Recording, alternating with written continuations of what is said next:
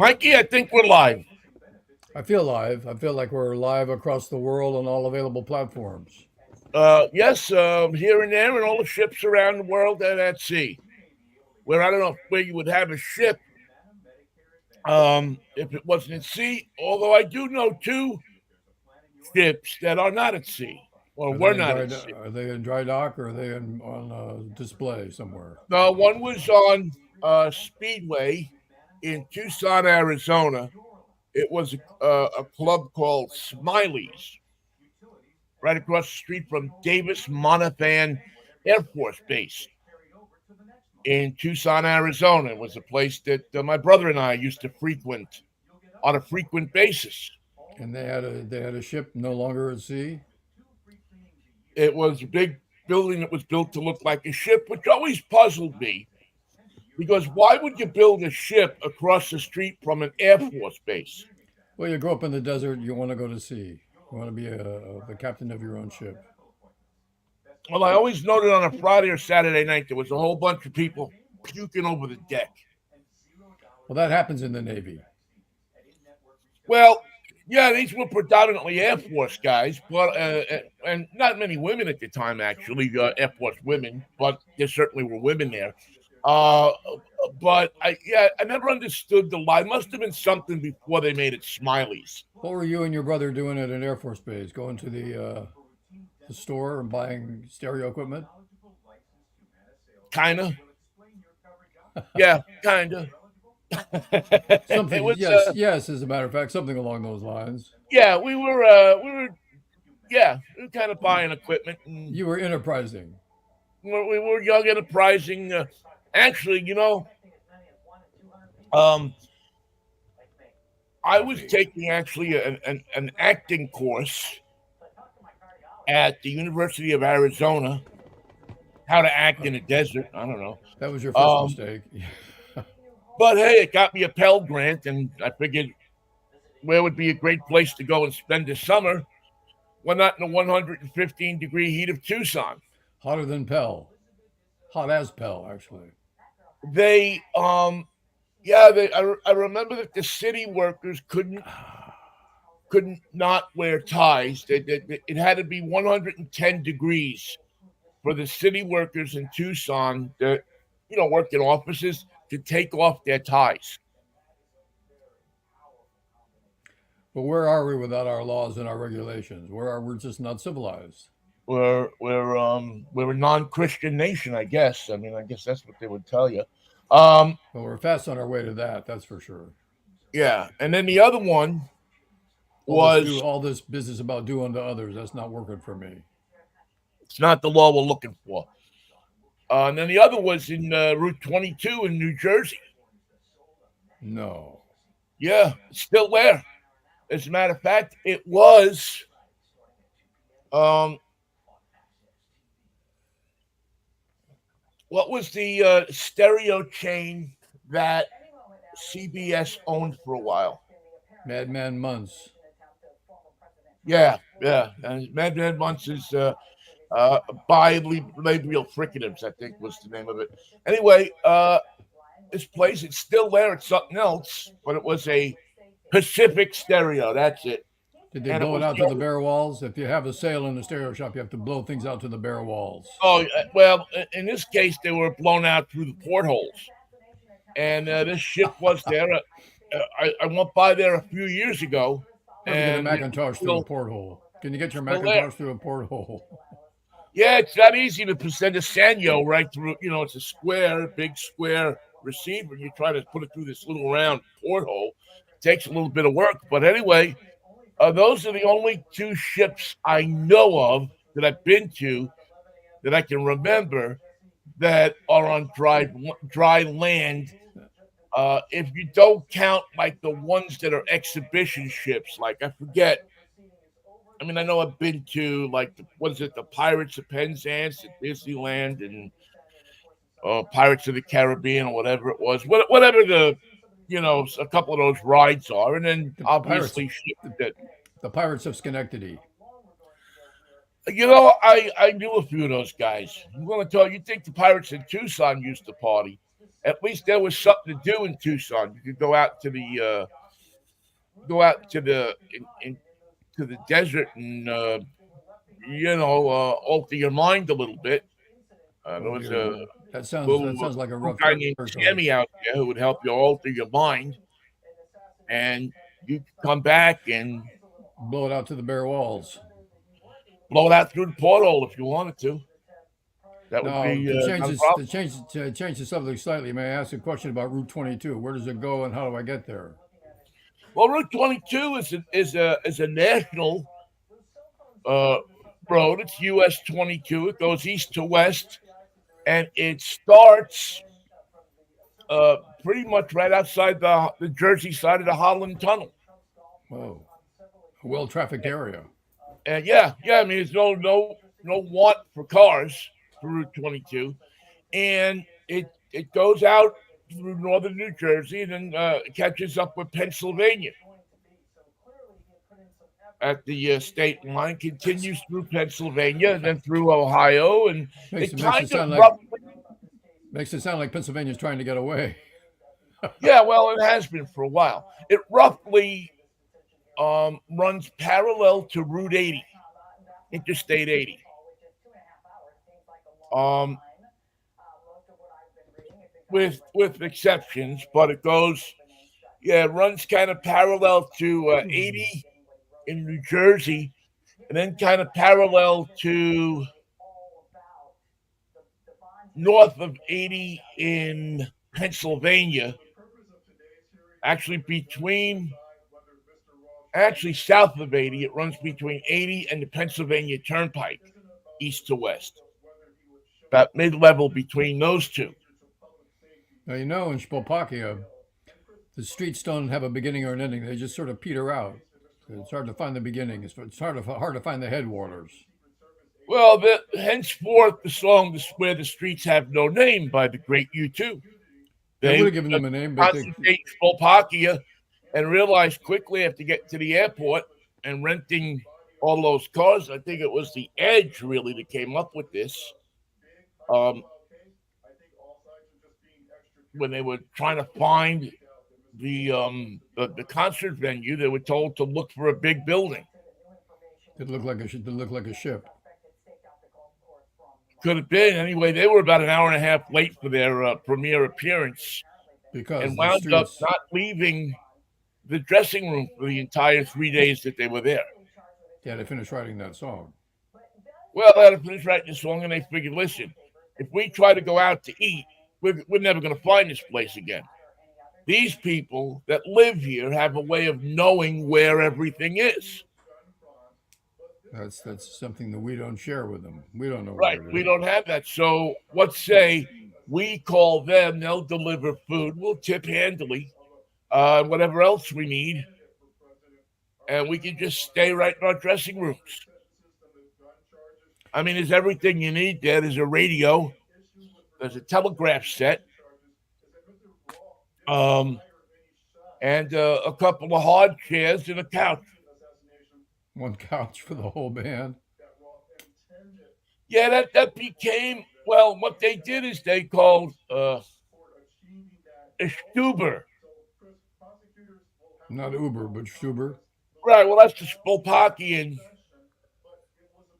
version of it.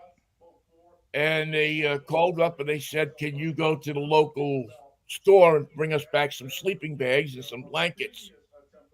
And they brought them back a fire starting kit and three axes and an assault rifle. Hey, they still have gypsy cabs in New York. Yes, but they're now run by actual gypsies. Go figure. That's probably an improvement. Yes, you can have a gypsy cab, but you have to show lineage to Eastern Europe. Got to prove you're Romany. Well, Eric Adams is big about that kind of stuff. So, yes, now they still have it. Yeah, they still have gypsy cabs. Although the gypsy cabs now are licensed. They figured that they could get, maybe they weren't going to get the $1 million for the medallion, but they certainly were going to get something out of these people, and they proceeded to do that. And And are they flat fee or do you have to pay a toll? Mike, it's like everything. Uh, it's it's a negotiation. I got you. You get in there and you say to the you look in the side window and you say, all right, I got to go to 149th Third, and he looks you up and down and looks around and says, that'll be $20. And you get in the car and he drives you around the corner, stops and says, okay, You're here. that'll be $10 plus tip. So I think it's been like that forever and ever.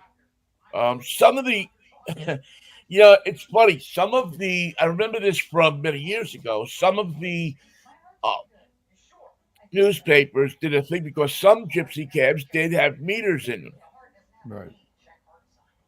to, I don't Give know, the to, I give the don't know impression why. of well, it just gives you the impression of professionalism. Yeah, fairness and honesty and all that. And they did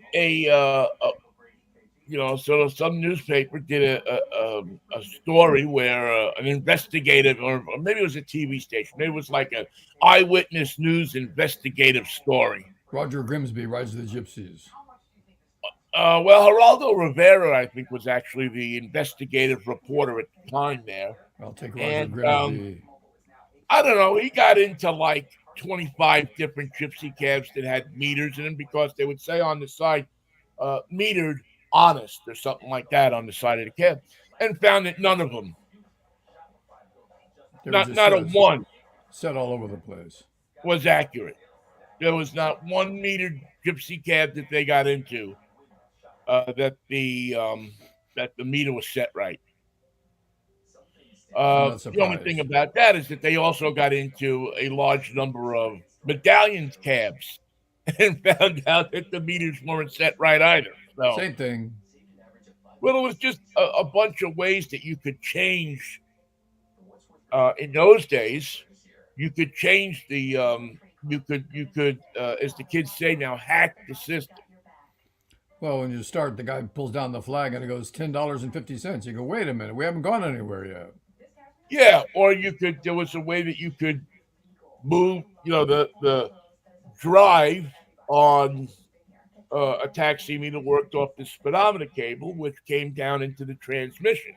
And there was a little piece of hardware that you could buy if you were a taxi driver that somebody invented in their garage that would make the speedometer cable move faster. I like that. So, you would That's more drive valuable your than a car medallion.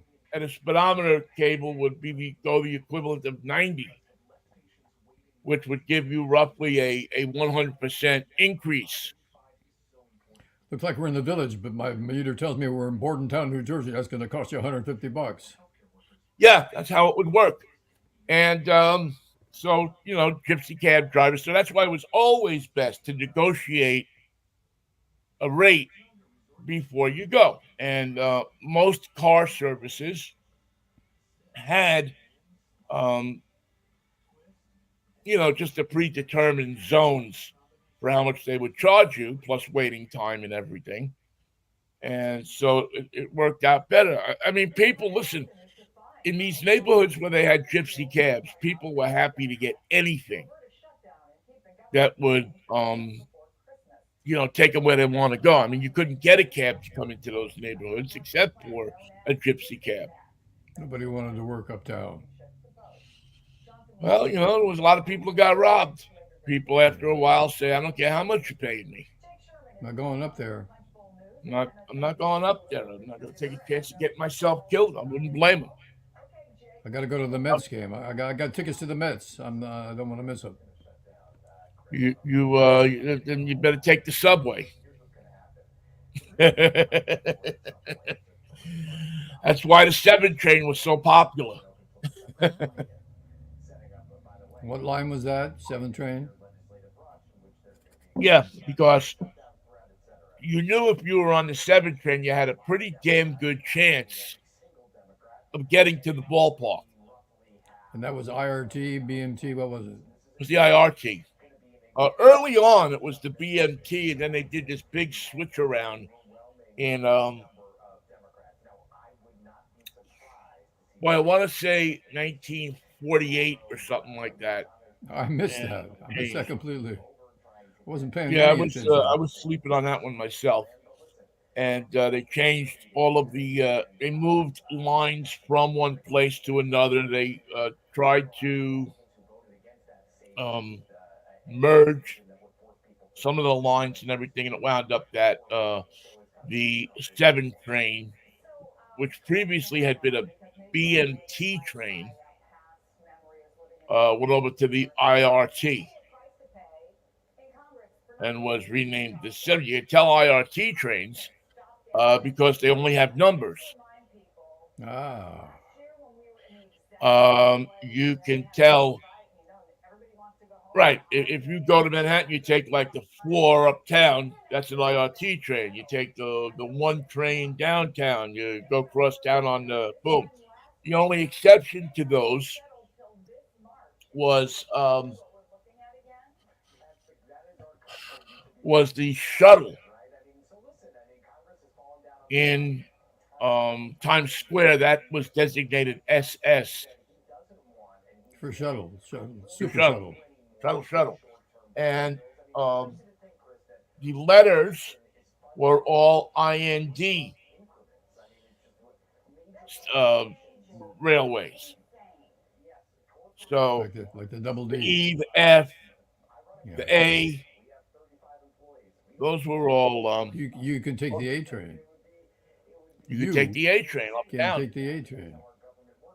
or out to Brooklyn, and then you had the So third branch of the shuttle went from Times Square to Penn Station, Grand Central. Grand Central. Grand Central. Uh, the shuttle's most famous appearance was in the French Connection. The subway scene in the French Connection when he's underground I'm and in he's the door. I'm chasing out the the door. I'm in frog, the door. I'm out the door. Yeah. in the door, out the door, in the door, and I don't care how many people you have out. I'm not gonna work. I'm not working in that joint.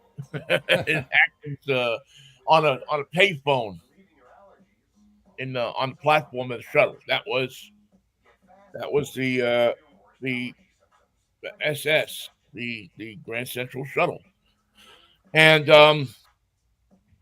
then you had the third, which was the IND, which was, even though its name said independent, was owned by the city of New York Imagine that. Why would they own a thing like that? because, They think it's uh, a moneymaker? well, I don't think it is now. I don't even know it was then. But the problem was there were neighborhoods that weren't getting serviced.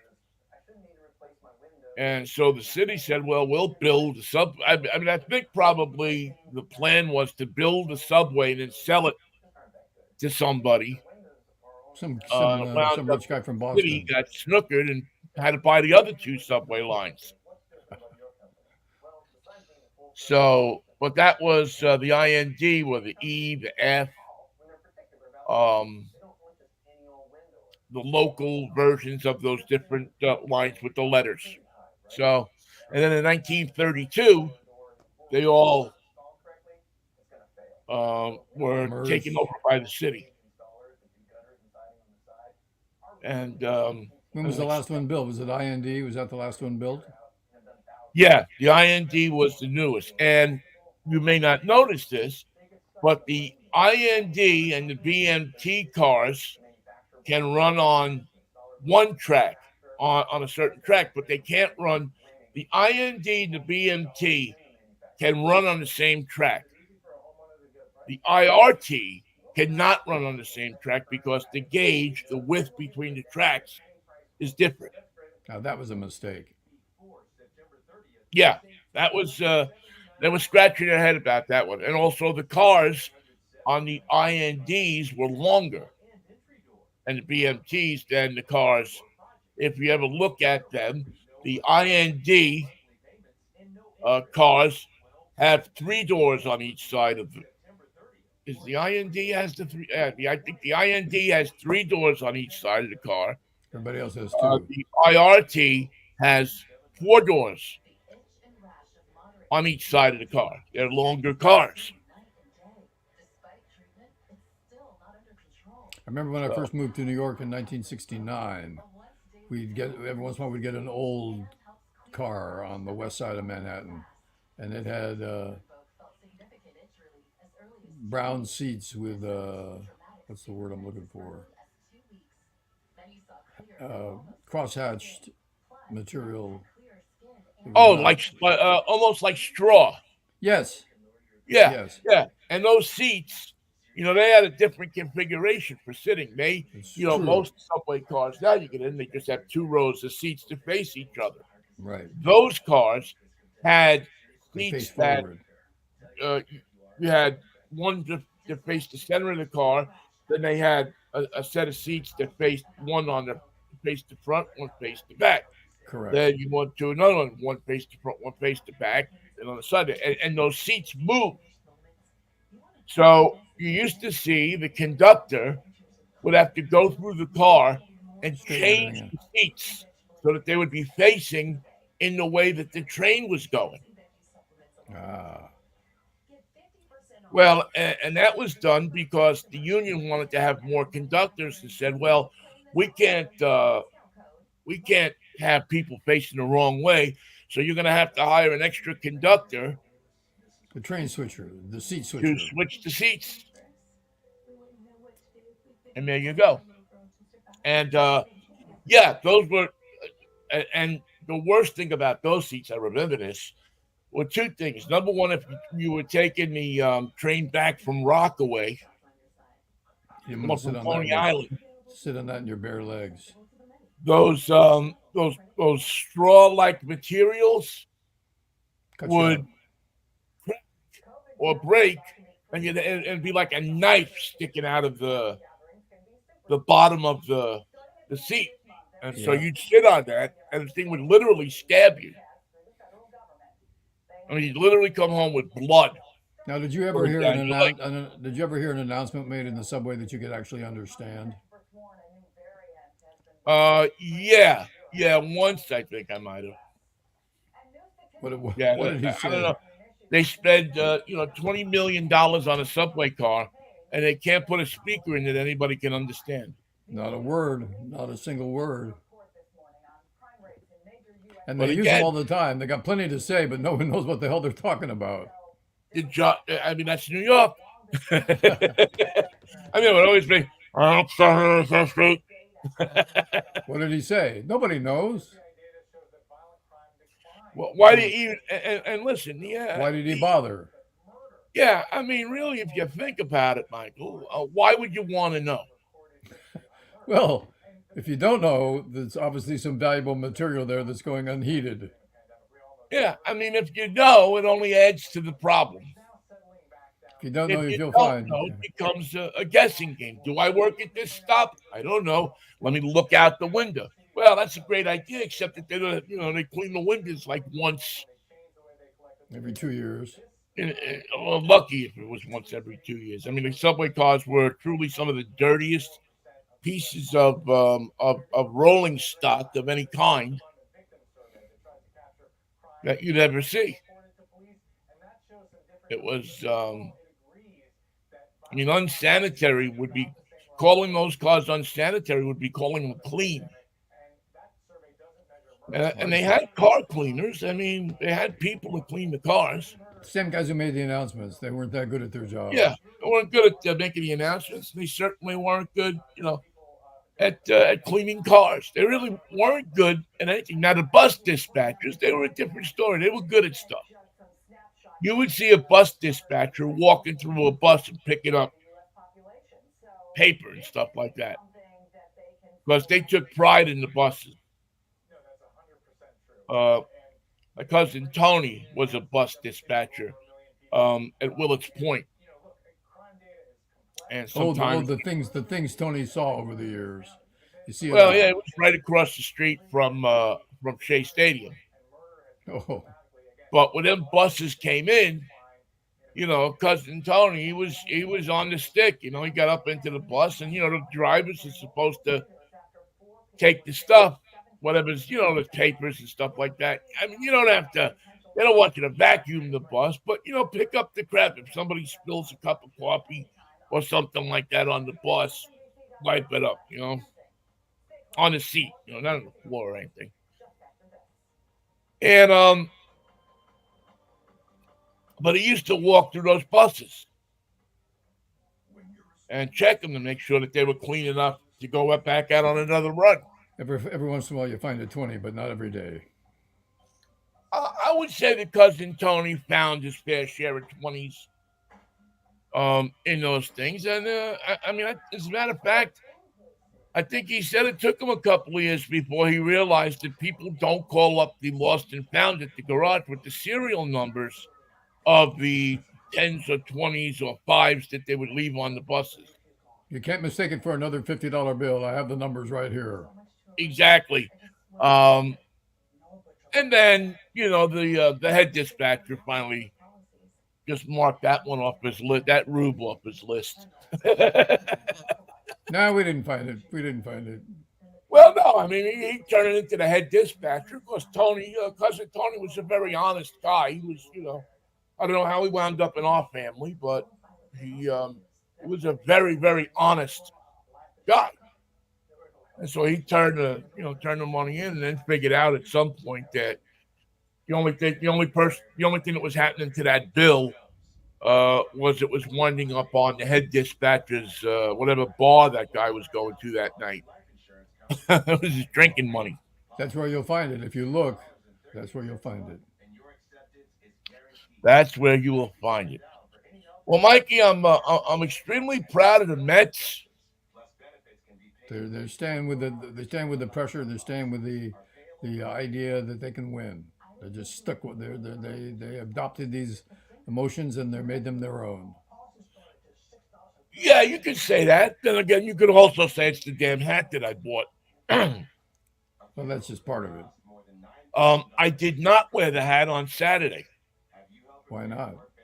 I was away from home, and I didn't take the hat with me. And lo and behold, they lost. Did you also So not wear your yesterday, the hat 49er? was back on at game time. Did you wear your 49er hat on Sunday? Because a lot of people apparently did not. Mikey, I don't have a 49. Well, I have one. It's in my stuff. I have a really old. Matter of fact, I have an old school 49er hat with that logo on it. The Cowboys Remember, shooting the guns? no, remember that logo No. when they announced the 49ers that they were going to move to Santa Clara the first time, and they came up with that hideous logo. They've tried to You know, change their logo a couple times. well, the side of the helmet logos have never changed, though, except for once. As far as I remember, it's always been that white SF in the red with the black and gold Mhm. circle in the circle. But they had it one time in the 80s, middle to late 80s, wanted to take because they envisioned that they were moving to Santa Clara. And so they remember I don't even know if it made it into the regular season. Might have just made it into Rockland, into the training camp. But they had that logo with the 49er on it. Oh yeah, awful. It just said 49ers. And it was a horrible looking logo. Well, that was that's the directions that they gave to the art department. We want to change it. We want to remake it, but we want it to be horrible when you're finished. Don't Well, make I it don't know who was usable. in Don't that make it art. usable. I think it was That Bit was Jiggerman. That might yeah, have that been was Bit a bad Jiggerman. move. That was I remember looking at that and just saying it just had no representation of of any kind of Is that logo the that one would that have. looked? Is that the one that looked like a triangle with sort of looked like a kite, Yeah, kite yeah, shaped? Yeah. Yeah, let me see if I can find it here real quick. I mean, I think it's on the internet. Everything's on the internet. Um, The old 49er one, the original from 1947, was a cowboy wearing chaps, shooting two guns, or shooting one this way and one this way. He's also all excited and firing two guns over his head in opposite directions. I like that. I like that one. That's it. I mean, you couldn't use it today, obviously, but there was.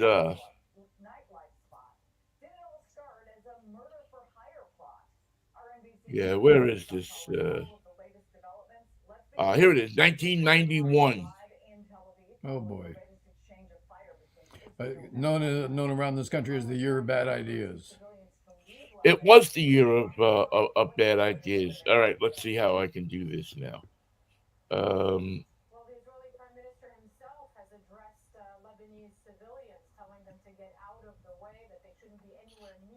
yeah, it really was.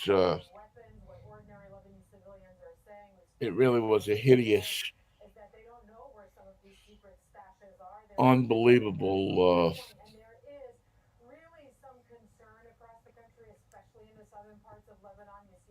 Whenever you want to steal something from the internet, they make it so hard on you. And it really does get kind of a pain in the ass after a while.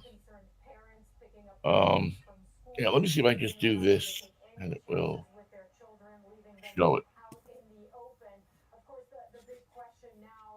It's being lost against your background. Yeah. Anyway, I'll see if somehow I can osmosis it into our feed. But yeah, just a horrible, soulless logo. I mean, I don't know. 1991, San Francisco. I don't think had lost its soul quite yet, had it? He was trying. Yeah, it was doing the best it could, Wasn't doing but wasn't it doing anything was. to wasn't doing anything to save its soul. I was. Where was I working in? Oh, I was the sports director at KDBK. In 1991, Yeah, 1991. I think I was Well, working at maybe I five was radio still. stations. I think that was the year that I left the rocker and I went over to KDBK to. There was a time in there before I went to Seattle that I was working at five radio stations. I would do I remember KKS. that. One day I did three shifts: KKSF 6 to 10, K101 10 to 3, KCBS 6 to 2. I remember that, Michael. And you know what? I think I actually remember one of the days that you were doing it. I think I was driving along and I actually heard you on all three stations. Good job. Sometimes the crazy stuff, man, when you think about it. Um, yeah, the Seahawks yesterday looked as good as I think I've seen them look. I'll tell you, what I was impressed with yesterday and have been all year so far is Geno Smith. I mean, for all the crap that I've tossed him over the past couple of years, um, he looks like he's Mike McDonald. Whatever he is doing or whatever he has come up with for Geno Smith is allowing him to play to his abilities, And to his strengths. to his strengths, to what he does best. And the results so far have been phenomenal. I mean, he's putting up yards. Now they seriously handled the Dolphins yesterday. I mean, I don't think the Dolphins Dolphins, in this Dolphins, game, Dolphins are broken up. yeah, more than a couple of minutes. Every time they tried to march down the field, the defense just And took watch out it. for the Vikings. Vikings with Sam Darnold are beating everybody. Another Jets quarterback, right? Another 49er quarterback, too. Yeah, I mean the Jets. If the Jets have done anything, they've spread a number of quarterbacks all over the league. You're trained, you're dangerous, you're competent. Go out and make a living for yourself, but not here. Not Yeah, here. go out and You play can't. somewhere. Go out You and play can't. somewhere where they actually care You about can't. winning. You can't stay Although, with us. yeah, because you put us in danger of the fans expecting that you might win, that we might Yeah. start winning. We If can't have that. if we win a game on Thursday Night Football, what are we going to do next week? Win again? What are you crazy? I mean, that's starting to get scary for some people. Some people don't want any of that kind of thing. But yes, the Vikings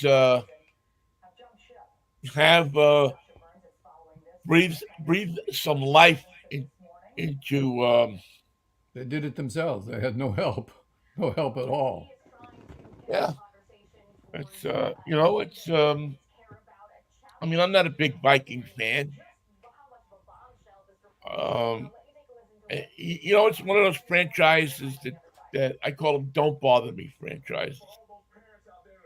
They When you don't guys used bother me. when you guys used to play outdoors, it was interesting to watch it on TV. But now you play indoors. It's 70 degrees. Well, they hadn't played outdoors in years. I mean, Oh no, they were in long, that. long. Just What stay with the made them purple. interesting playing indoors was that Teflon garbage bag that they played in. That wasn't going to last. That's not going to hold snow. Yeah, and it proved to not. Nope, didn't work at all.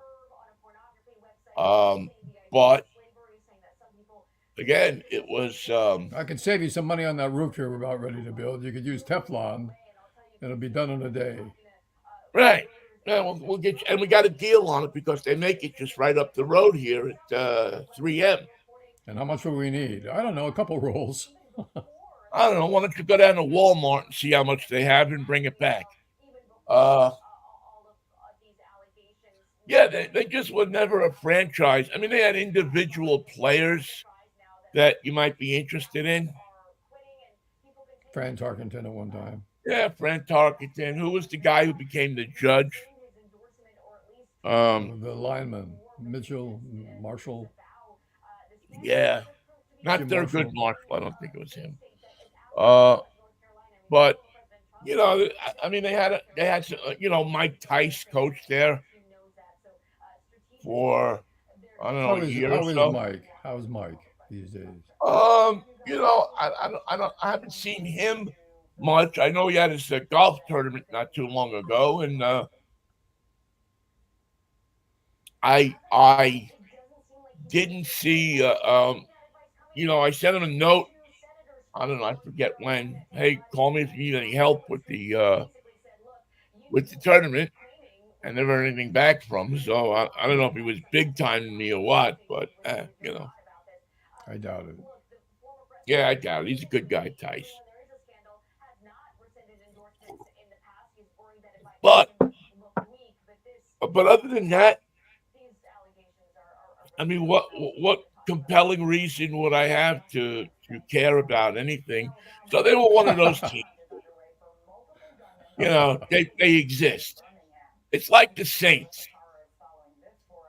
Yeah, I got nothing against the New Orleans Saints, but I got nothing for them. just can't muster it. Can't do it. It's like Arizona. What are you going to do?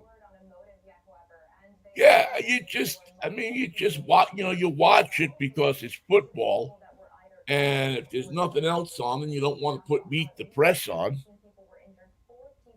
you know, then you put that on.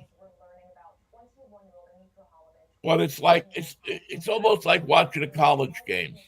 I think Meet the Press should be truth only. If you tell a lie, they throw you right out and they bring in the next guest. Nope, that's not true. Out you go. I was I've been a fan of They Meet the let me Press. lie on they let me lie on CNN. Why can't I lie here? No, that's not how we do it. Yeah, I've always been a fan of Meet the Press. Actually, out of all of the shows, um, of the Sunday shows, I always thought that theirs was the best. I really liked Tim Russert Yeah. when he was doing it. I mean, he just had a good. He just looked like a guy down at the end of the bar He who enjoyed got a it so chance much. to question the president. Yeah, he really loved his job. Yeah, he was. He is, Who was the original and host? I'll never forget, what was it, the 84 or 88? It was 88 when he had all the electronic stuff there, all the bells and whistles, and he just pulled out his wet and dry board and started to write the numbers up there. I'm trying to figure out who was the original host of Meet the Um, Press. was it Dave Garraway? No, it was. The guy had three names. Uh, oh, um, uh, he did the watch commercials. Didn't Wait, don't tell me. His name is right on the tip of my tongue. Not Edward Everett Horton. Uh, but John Cameron Swayze. No, close. Uh, all right, tell me. I don't know yet. Oh, I I can't. thought I you can't had it find in it. front. Yeah, he was. He was. But that certainly is the longest running program on television, right? Lawrence E. Spivak. Ah, well, that's not three. Yeah, but I guess you could. But He had it for years. Garraway, I know, because I know Garraway had the Today Show. Huh. Garrick Utley did it. Marvin Kalb did it. Bill Monroe did it. Tom Brokaw did it. David Gregory did it. Martha Roundtree, Tim Russert, Kristen Welker, Chuck Todd, and Lawrence E. Spivak was the host from 1900 to 1994. Well, that was his. That's how long he lived. I'm sorry, he wasn't the host Yeah, I was 94 going to years. say, Michael, not for nothing, but that would be a pretty amazing feat if they had signed him in 1900 to do it. Garrick Utley. I remember Garrett Cutler.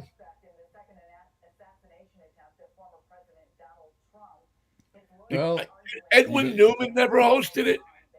it's not listed here. He might have been there for a He while. might have done it, as a sit-in or something. He was the guy. Edwin Newman was. I mean, we all loved our CBS newscasters, obviously, but boy, Edwin Newman was like in a class by himself. He had a look that he didn't look like anybody else. He didn't sound like anybody else. He had his own weird sort of pinched voice. But smart as a whip and knew how to speak. Knew how to write. Knew how to write and knew how to speak. Now, if you're a host, the first thing you say is, yeah. Back to you, Vinnie. You're there at the site. How many people were killed? We heard 45 people are dead. Yeah. Yeah. But yeah. Yeah, there aren't. It's a shame because there just aren't. The Bernard Shaws and the Max. Max Weinberg. No. What the heck is Max Robinson, and the last breed of the people that were really news anchors. Roger Mudd, David Brinkley. Right, Mudd, Brinkley, Chet Huntley. Walter Cronkite, obviously, Douglas Edwards, Robert Trout. Those are people that you looked at, and if they told you a story, done. It was done. like God telling you the story. Yeah. You believed them. Now they could be slinging hash at you, but you believed them because they had this credibility and this way of it. I always thought it was what they were trying to teach me in school. The way these guys spoke, the way they presented themselves, is what they were trying to teach you in school to be like, to speak with authority, with credibility, um, Perfect clear and pronunciation. concise. Yeah. And then you John got Chan- idiots like me. John Chancellor. All of a sudden, Soupy Sales is doing the news. But he's doing it as Soupy Sales without any embarrassment. Right. He's doing, he's asking the mouse to do the weather on Well, the, the mouse was his White Fang. White Fang, right? White Fang and Black Fang. White Fang won't do the weather unless you ask him. It's a weird thing. You have to ask And him every Black time. Fang will only do it wrong. Yes, wear your bathing suit tomorrow. It's gonna get up to 32. Head He for meant Rockaway Beach. he meant Celsius. Yeah, but there was just something about those, and it's not that that I mean they just had a class about them. They had a presentation about them. They came from this school that taught them that you have to be conscious of what you're doing. You have to be conscious because people are looking at you, Clear and concise. clear and concise, and they are relying on you to get the story right. No option. No option for failure. Right. Well, in those days, I guess if you didn't get the story right, you could have big problems. The government would come after you and this and that and the other thing, that there was a price to pay. Now, these people go on TV, they don't know that the story's right. Now one of the stories that now there's obviously it appears that the story is true. But this cat down in North Carolina, Mr. Robinson, um, My aim is true. yeah. I mean, do you think that Walter Cronkite would have gone with that story? He wouldn't have been the lead. Well, not only would it have been the lead, but there would have had to been a lot more verification of Well, it. CNN uncovered the story and everybody else ran with it. Yeah, and that's what's missing, I think. Now, I mean, it appears he did it. I don't know. And his history would certainly make him guilty by association. But that's not how the news is supposed to run. The news is supposed to run that you have a fact in front of you and it happened and you can verify that it happened. And now, clearly and concisely, you look at the people and you say, this guy did this then. That's why it's a story, right? There aren't that many black Nazis around, so he goes right to the top of the class when it comes to counting the black Nazis available. Yeah, Me- yeah, me- yeah. No, listen, I'm not saying. All I'm saying is that in Cronkite's day, Harry Reasoner's day, that story would have been vetted a lot more before it was presented on the air. And who is going to run his campaign now that his staff has resigned? Oh, he'll find somebody, Michael. Come on, Who was the running back from Alabama? Who was the guy? Herschel Walker. Herschel Walker. He should put him in charge. Why him? He's experienced. Yeah. Um, but and again, I don't. I mean, even think back to Nixon, and when all the Nixon stuff was going on, they didn't just run with things, right? I mean, they knew about Nick. There was stories circulating about what Nixon had done before August 1974, before it hit the air. and you had a wacky wife of the secretary. I mean, you had a bunch of things, but yet no, nobody until the last couple of months. And even then, Um, television did not lead the way. Newspapers did. right? Well, it wasn't a tabloid. Television was the New York Times. Television was the Washington Washington Post, Post, yeah, it was the Post that was the followed. LA Times. Now, as we see in sports, how many times have we heard somebody put a story on the air in a sports update or a sports talk show Oh dear. because they got it where? On Twitter or X or whatever they're calling it these days. And they'll just cover it by saying a lot of people are talking about blah blah blah. Right. Who is talking about it? Well, a lot of people. Yeah, I've always had a problem with people saying, "Well, people are telling me, or somebody told me." No, no, you can't go that way. Or talk to me about your sources. Who told you? Where? Yeah, you don't When? have to tell me their name, but you got to tell me they're an informed source. There's somebody at the State Department, somebody in the White House, somebody that makes what you say credible. But there's so many reporters these days that have an overinflated sense of themselves. Did you get this from training camp? Yeah, the water boy.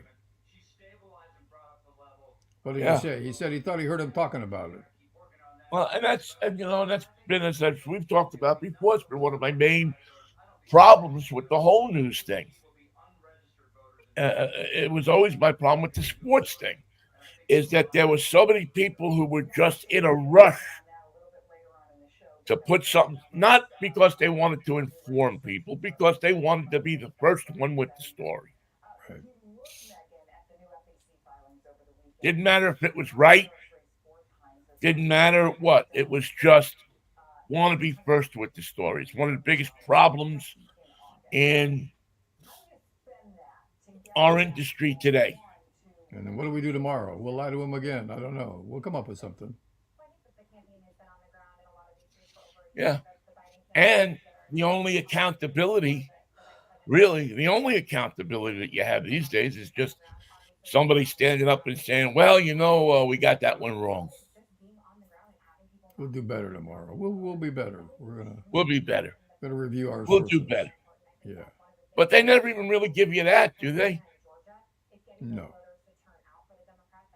By the way, KMBR hired another program director. This is the fourth one in 2 years. Another producer,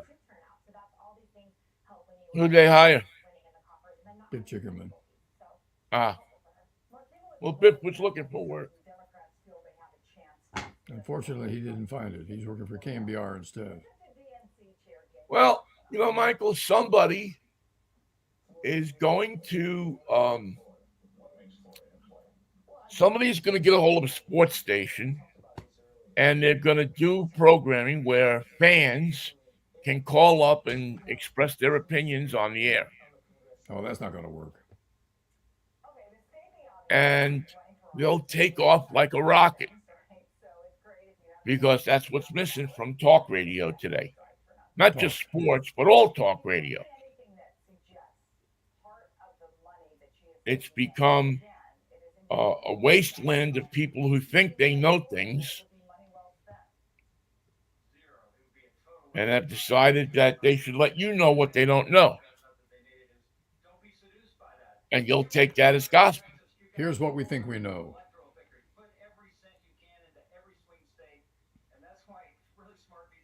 Could you imagine Peter Jennings sitting down at 6 o'clock at the anchor desk, looking into the camera and saying, here's what we think we know?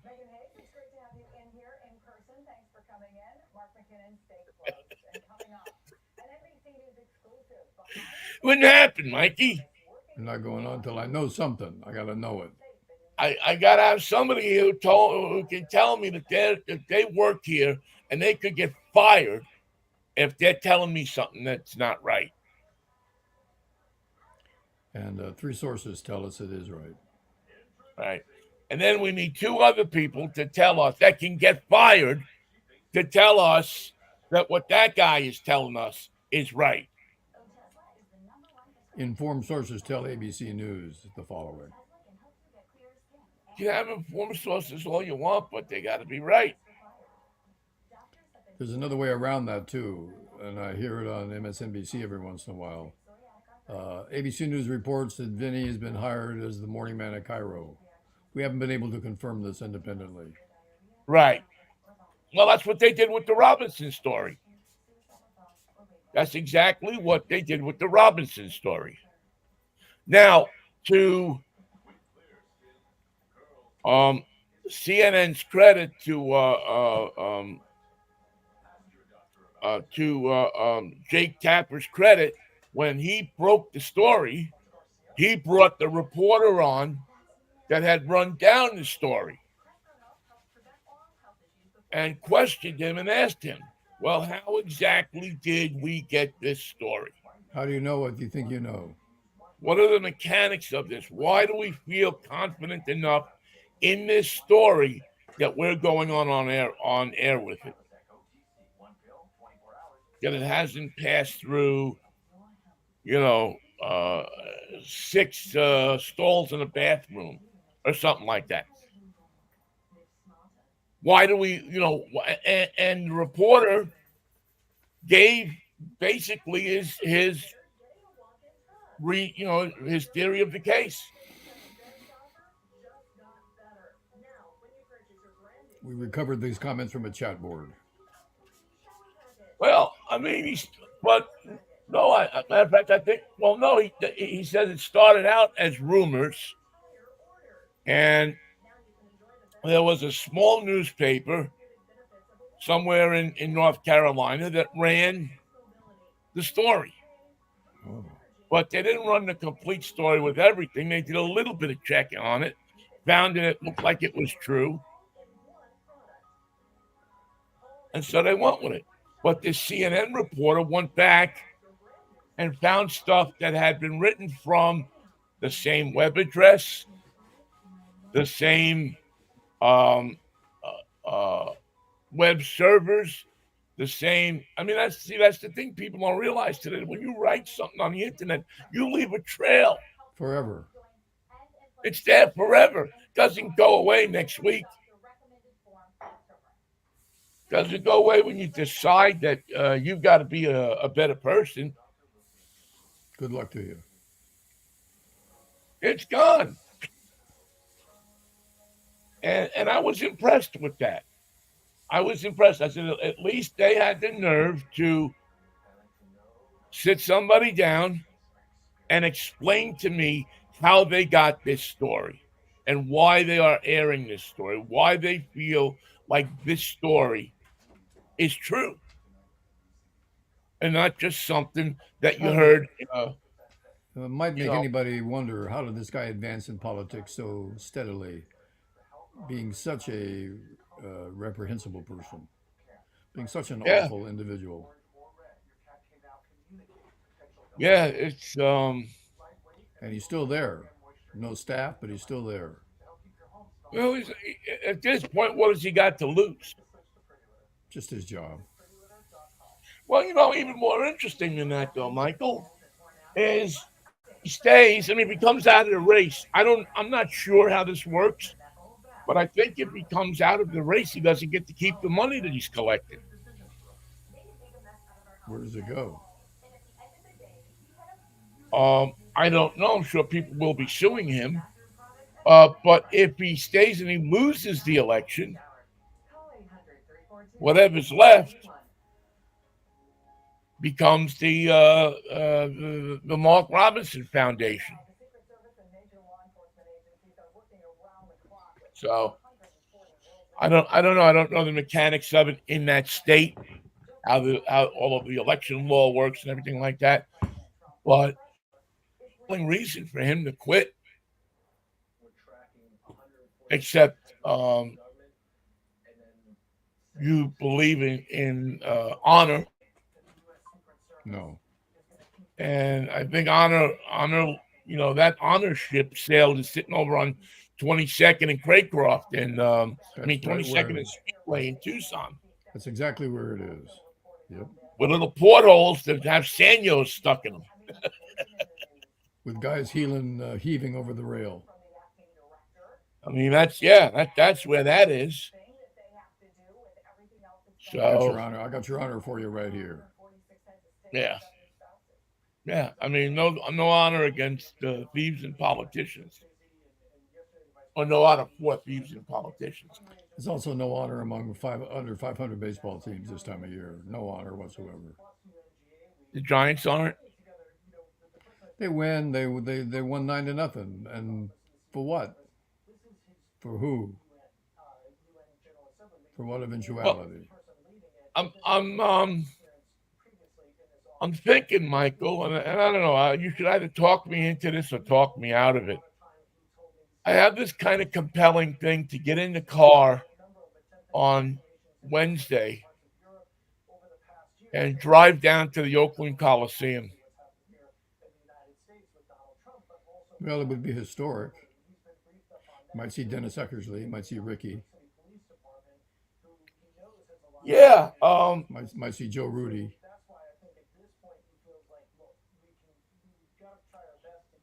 yeah. I mean, but I'm actually not going as more than just a fan. That's all. That's Like I plenty. did at Candlestick. I mean, I went to the last game at Candlestick and I sat with Lorraine Ha, and my ex-wife, and we sat there and we watched the game Giants lose. on the last day of Candlestick. And Who was on that team? I can't remember. boy, well, Buster Posey was there. I mean, I can remember him. I think Hunter. What was his name? Hunter. Was he there Pence. yet? No, I don't think he was there yet.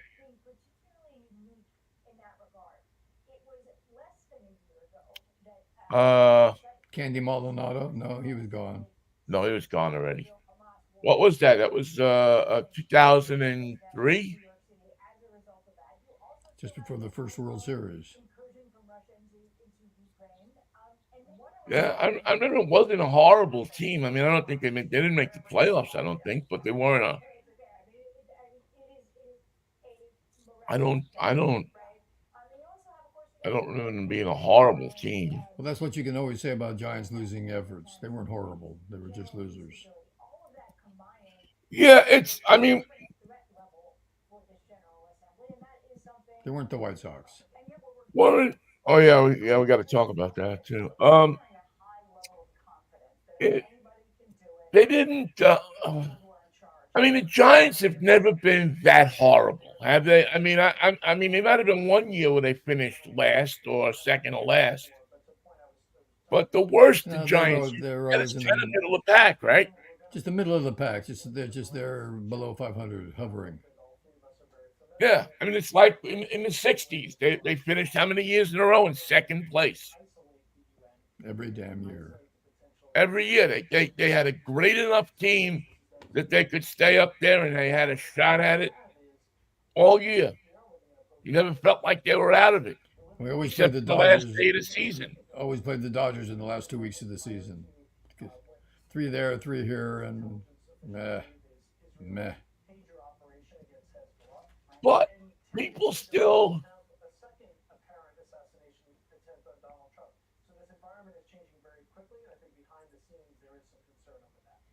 What do they do for people, talk like a pirate day in Pittsburgh? A horror. they have that. I think. I think. Well, they have a talk like a pirate day. Yeah, they I do. forget when it is.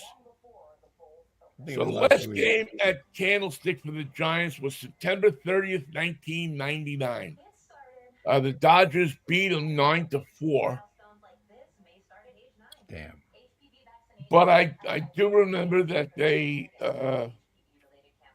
came out and they lined up and they brought Willie out. They had they had like a ceremony after the game.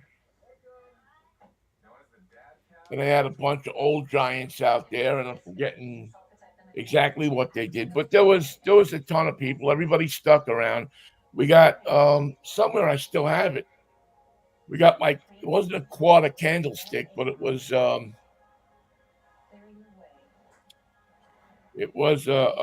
button or a medal, a commemorative medal of some kind. That I was at the last game at Candlestick, the last baseball game. I thought it was sad because I liked Candlestick. For football. I liked it for baseball. I didn't mind it as long as you didn't go at night. As long as you went the day. I mean, I thought what were the couple of years that they had? That was it 83 and 84 or all day games. 85 and 86. They played like 55 day games. Daytime was a great place. Could be a little breezy, but for the most part. Well, other ballpark, it wasn't as breezy as Wrigley. Just didn't quite have the magic that Wrigley possesses. They forgot to I put any mean, magic in. Many ballparks have strange characteristics to them. But I don't know. I never minded it. I liked it because, well, one of the things I liked is there weren't a lot of people there, so you could stretch out a little bit. A man could get a hot dog. You could get a hot dog from the sweaty hot dog guy. Remember him? I remember the beer man. Oh, that's what I'm thinking of, the beer man. Who said beer spelled this way: BVEER. Veer. Yeah. Got your beer. It's hard to say BV, but he did it. Beer. Yeah, beer. Got your beer. I got beer and I got biscotti. Oh man, who's Monday Night Football tonight? I don't know. I really, it's been, I don't know. Not that I've lost interest in Monday Night Football, but it's not like the I got to get there and see it kind of place of the past.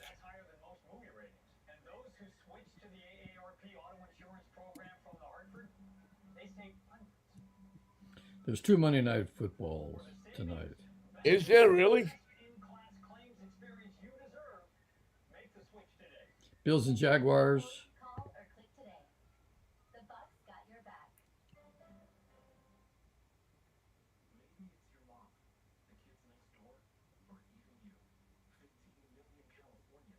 And the Bengals versus somebody?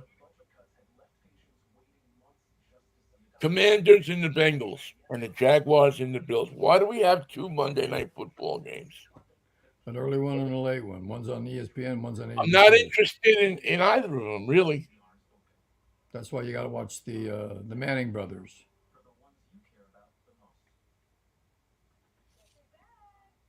Yeah. Or not. I know we talked about this before. I just, I like the Manning brothers, and I'm okay to duck into it and watch it for a little bit. But I still, especially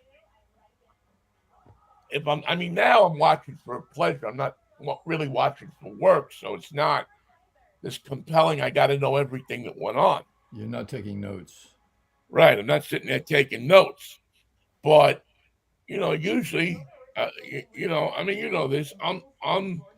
I don't. It's harder for me to catch on to football, what's going on in football, than it is for baseball. Well, you got the Mets on your mind. You can't be held responsible for that. Yeah. So, I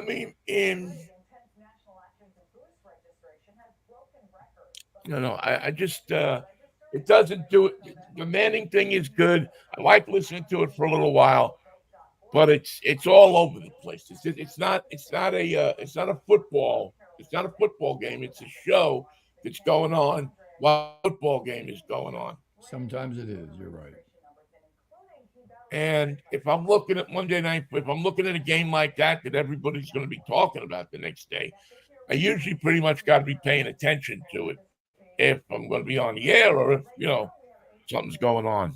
So, And it gets to be weird because if they have a football player on, they'll talk about football. But if they have an actor on, they'll talk about his career. right. It's almost like the morning Joe of football. That could be worse. I don't know. I like morning Joe. I do too. It's I like had the to way become my morning show. I like their clock. I like their setup, the way they do it. Yeah, I like. It is confusing sometimes though, because you got one guy sitting in the studio here, one guy sitting in the studio over there. Your guest is in another studio back there. Mikey's over here, Joe's over there. And it gets a little.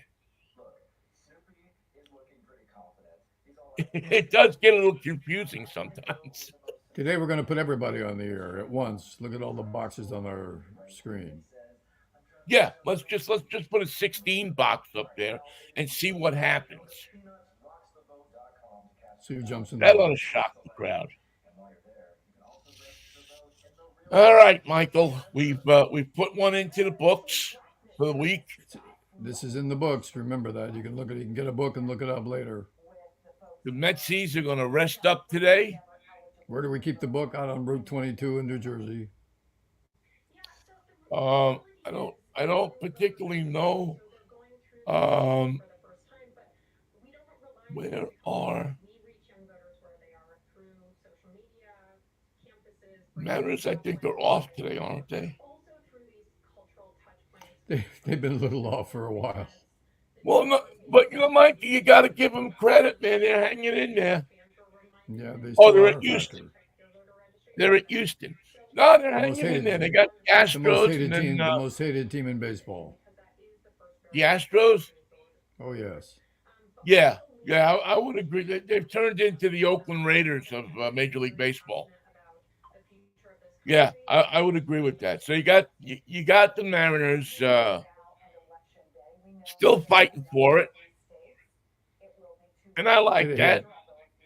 Get a hit. Get a damn hit. Yeah, I like that. Go out there and listen. They virtually would have to win out to get into the playoffs, but it's not entirely impossible that they would do something like that. Win every game and get a little help, and look what can happen. Look like all they can do is try, right? I mean, they don't have a lot of the tools. They have pitching, When you hear but them they say play don't have. ball, pay attention. Just pay attention and play ball. Yeah, don't get caught off at third. 25 feet off at third base. And don't swing at those Don't make things in the stupid dirt. mistakes. Do not swing at balls. Do not. Yeah, just keep your head in the game. That's the thing. We talked Ha! about this last week. That's the difference between what I see with the Mets and what I see with the Mariners. You The got to see Mets, these 5 year olds that I've been watching play baseball. Sometimes the catcher runs to first ahead of the runner. Sometimes the guy hits one to shortstop and he runs to third. Sometimes they don't run at all. Sometimes they take the bat with them. Sometimes they forget. They throw the bat and don't run. Drop the bat but forget to run. They get a ball to you, pick it up and you throw it over the guy's head, or you throw it the wrong way, or you throw it to the wrong guy. I know it seems like a simple game, but when you see it played by 5 year olds, anything can happen. you know, it's such a wonderful thing, isn't it? To see. I mean, I used to stop. Like if I would see a little league game going on, sometimes I'd just stop, pull over, and stop, and just watch them for a little while.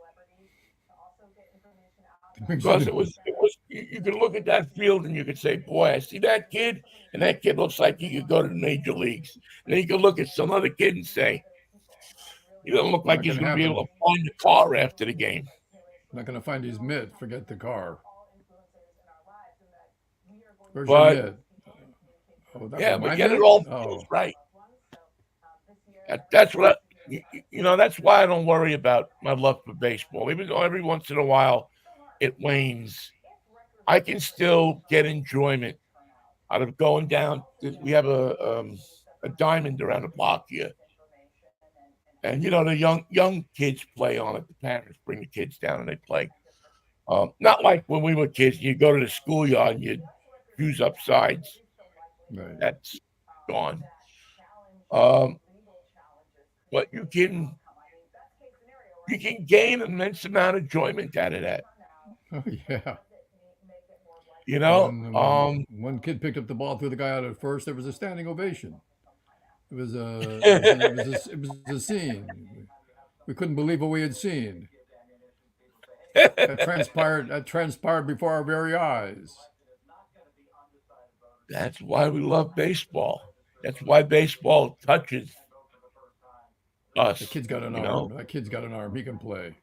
he can throw, he can catch, he caught the ball. Look at that. He threw it to the right Yeah. base. Look at that. You know, not many people look at a kid that makes a mistake in baseball and says, "Look at this idiot." No. In football, you get dressed down by your friends, your coach, your manager, whatever it is. Well, you dropped the In ball, you baseball, idiot. it's kind of like George Carlin used to say, "What's the point of baseball? I'm going to go home. I just want to go home." All right, Pally. I will see All you right. on Wednesday morning Wacky if the Lord Wednesday. will, the creek don't rise. Well, it's going to be a wacky Wednesday. Trust me. Trust me. Wacky Wednesday coming. I've ordered it. It's on its way. Yeah, it's going to be one of those days, isn't it?